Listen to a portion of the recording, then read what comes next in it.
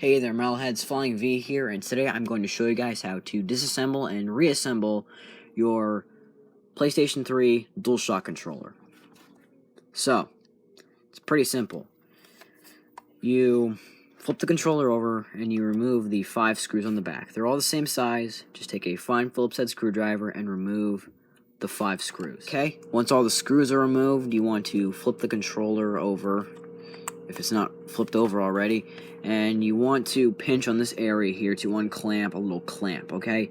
If you haven't opened your controller before, it's going to take you a long time, but you should eventually get it open. So once you do, just pinch it like that, unclamp the little clamp, and you want to get the back plate off. I'm going to do that off camera, so anyways, just then simply lift the back plate off, and then we'll move on to the next step.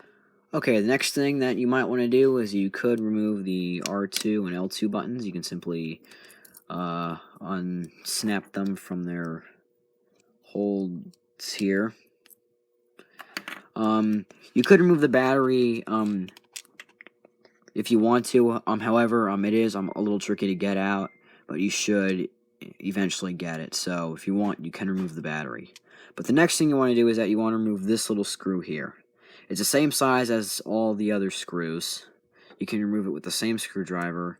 So simply go to the screw and remove it. Okay. Once the screw is out, you can simply, well, first thing you want to do is that you kind of want to like pinch on the edges of the rumble packs here to unclamp them from their little holds here.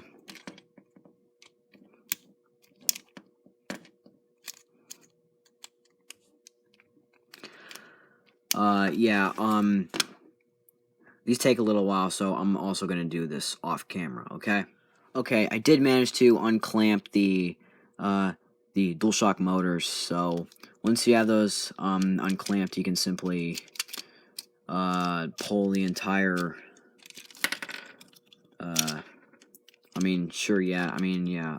the buttons will fall out here, but whatever. Simply pull the board out. Hold on. Alright. I got the board out.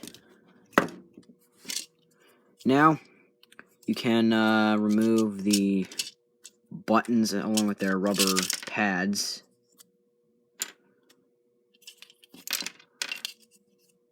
And your PlayStation 3 DualShock controller is completely stripped.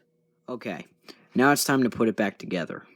First thing you want to do is that you want to reinsert all the buttons to their proper places. Along with all the rubber pads.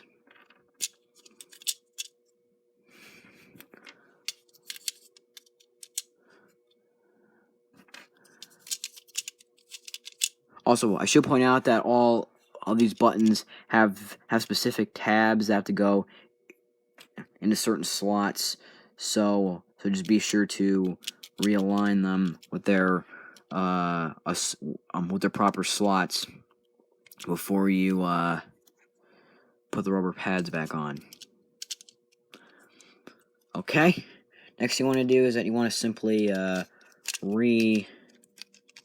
remount the board here. Okay. Reattach the rumble motors and all that. Put the L1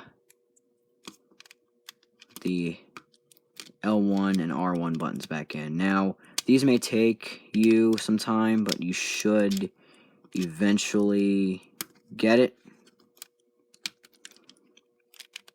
Alright. That's one.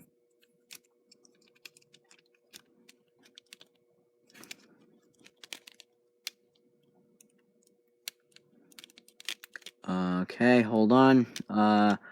I'm gonna do this off camera real quick. Okay, I got the buttons back in. Next, you can reconnect the L2 and R2 triggers. This may take you a little bit because you need the springs to be aligned with the plastic. You know, like I just see here is the spring has two parts here. One bit has to be like tucked into the button here, and then the other part has to be, hooked onto the plastic, and simply clamp it to its little slots here. And then you want to take your screw and put it back in. Once the battery is reseated and the screw is back in, you can take the back piece and put it back on the controller.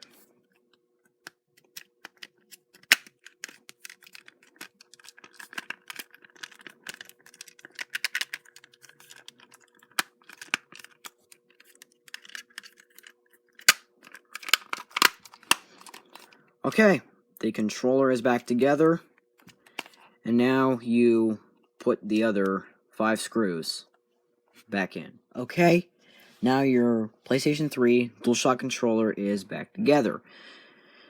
So, that does it. Thank you so much for watching. Be sure to leave a like, leave a comment, and subscribe. Share the video. And may the force be with you. Mosh hard.